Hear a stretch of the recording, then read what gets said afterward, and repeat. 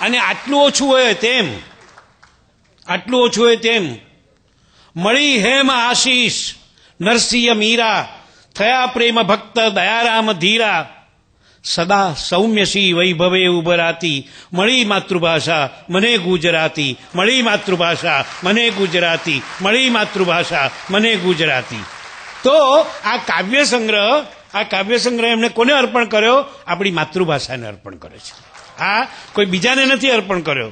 અને રાજસ્થાનના આપણા ઉપરાષ્ટ્રપતિ છે એટલે સૂર્યભાનુ ગુપ્તની એક પંક્તિ એ બહુ સરસ છે.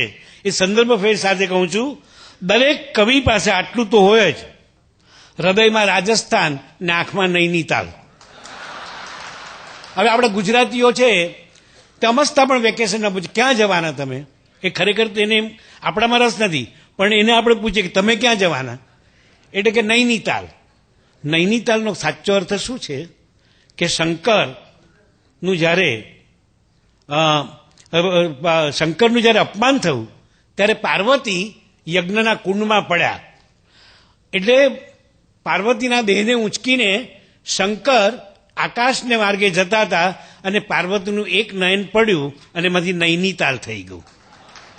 આપણા કવિ ડૉક્ટર કુલીન કોઠારી એ નૈનીતાલનો અર્થ બીજી રીતે પણ સમજાવશે.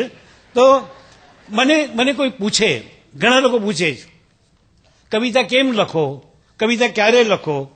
અરે ભાઈ, કવિને કે સિંગડા હોય છે? એ માણસ જેવો માણસ જ હોય છે. Who is a poet? હું તમને એમ કહું કે એના 5 જ વસ્તુ હોવી જોઈએ કવિતામાં, કવિ પાસે.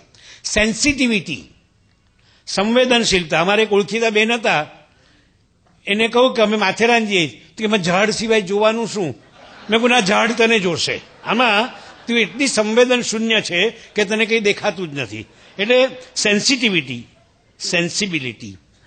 સાહેબ, આ નરેન્દ્ર મોદી એક જ એવા મિનિસ્ટર છે કે જેણે રમેશ પારેખ મરણ પામ્યા ત્યારે એક ગીત લખ્યું અને એ ગીતમાં જે સંયમ છે, એમાં જે વાલ છે પણ વેવલાઈ નથી. તો સેન્સિટિવિટીની જોડે સેન્સિબિલિટી પણ છે એમની પાસે.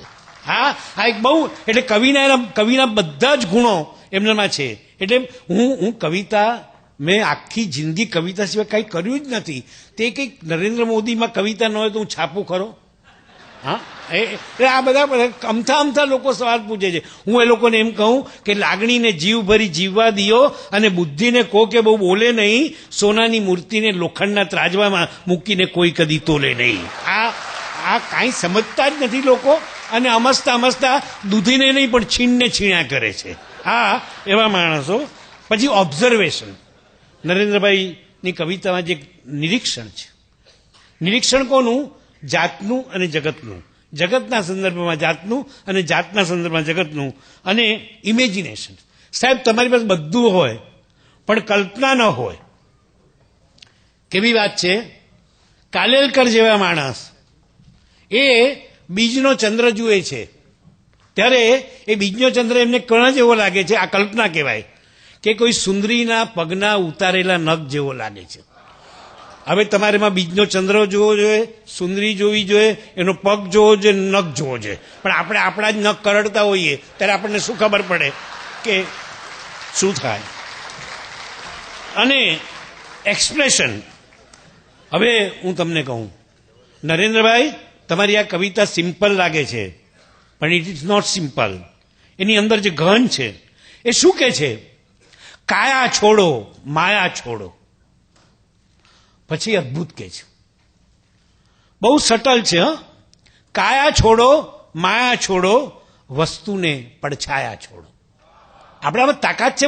આપણે બધા ઘણા લોકો કહીએ છીએ કે અમે આમ કરીને છોડી દઈશું. એટલે રાજેશ વ્યાસનો એક શેર છે કે તારું કશું જ હોય તો છોડી બતાવતું, તારું કશું જ ન તો છોડી બતાવતું.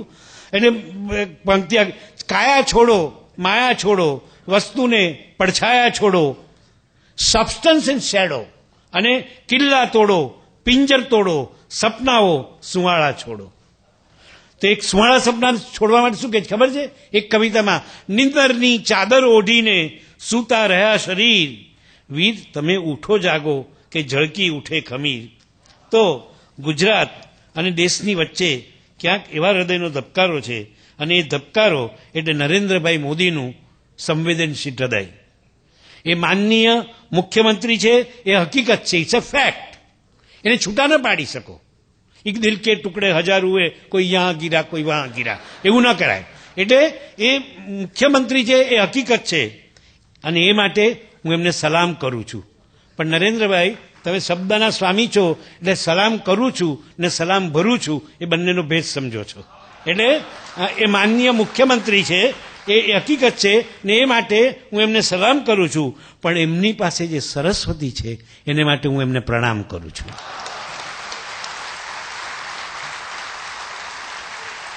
એમની થોડીક ઉત્તમ કાવ્ય પંક્તિઓ છે, પણ એમાંથી કશું જ વાંચતો નથી, કારણ કે ઘણી બધી પંક્તિઓ અહીંયા કહેવાઈ ગઈ છે.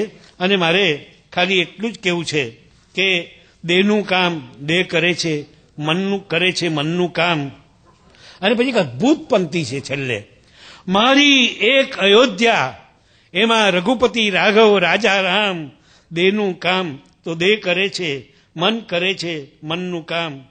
અને મારે ઇમેજ વતી એક એકરાર કરવો જોઈએ કે ઉત્પલ ભાયાણી એ તો લોહીમાં વહેતું નામ છે, હાડકામાં કોતરાઈ ગયેલું નામ છે.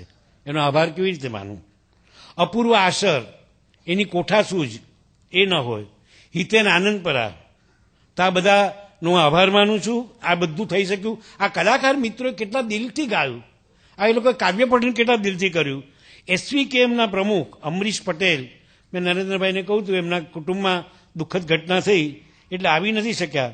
અને ભાઈદાસના વિનય પરબ અને ગજાનંદ છેલ પરેશ, ભૌતેશ વ્યાસ, અને આપણા આમંત્રણને સ્વીકારીને આપણા ઉપરાષ્ટ્રપતિ આવ્યા, નરેન્દ્રભાઈ પણ આવ્યા. અને નરેન્દ્રભાઈ, તમને એક વિનંતી કરું છું કે અમે આ કાર્યક્રમ અહીંયા મુંબઈમાં કરીને રહી નહીં જઈએ, પણ આખા ગુજરાતમાં કરશું. નવીનભાઈ તો કહું કે હિન્દીમાં છાપશું, હું કહું કે ઇંગ્લિશમાં પણ છાપશું.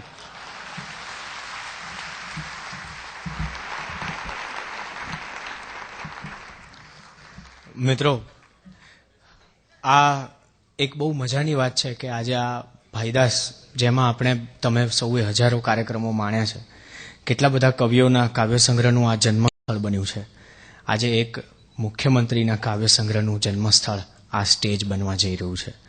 હું માનનીય ઉપરાષ્ટ્રપતિ શ્રી ભૈરવસિંહજી શેખાવતને વિનંતી કરીશ કે એ ધન્ય ક્ષણને વિમોચિત કરે, જ્યાં આંખ આ ધન્ય છે એ બે પૂંઠાની વચ્ચે જીવંત થાય.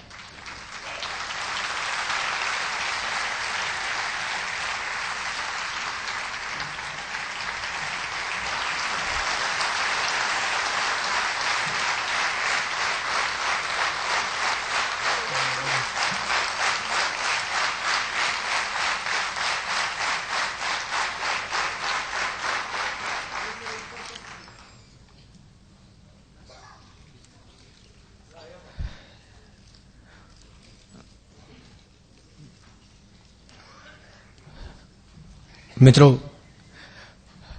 નરેન્દ્રભાઈ જ એક કવિતામાં કહે છે કે રોજ રોજ આ સભા, આ માણસોની મેદની, ટોળે વળતા કેમેરામેન, આંખને આંજી દેતો ધોધમાર પ્રકાશ, અવાજને એનલાર્જ કરતું આ માઇક, આ બધાથી ટેવાઈ નથી ગયો, એ પ્રભુની મહેરબાની.